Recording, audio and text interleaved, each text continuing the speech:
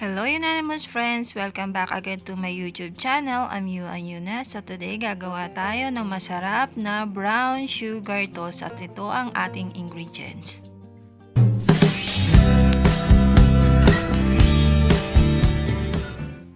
And these our ingredients: sugar, bread, and butter. We will needing a bowl and 3 tablespoons of butter. 1, 2, 3. Then add 3 tablespoons of sugar. 1, 2, 3. Then mix it well.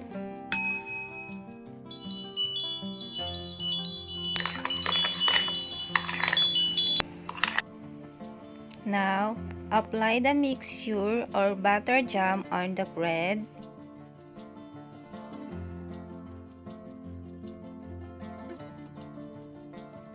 Heat the frying pan over the low heat.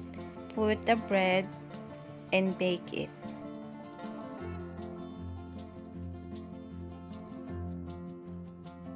Apply the butter jam on the top of the bread.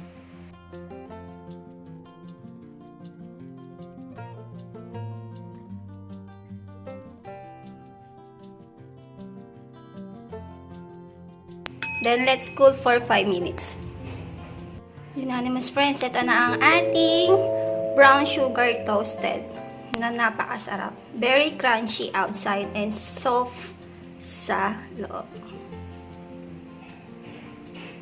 Wow! Yummy! So, Unanimous friends, if you find this video a really big help, don't forget to like and share and click the big subscribe button down and notification bell to notify you for my latest video, because you got me and I got you. Just leave the message in the comments box below and I'll be back to you. I promise. Let's be friends. Until next video, I love you. Eating time.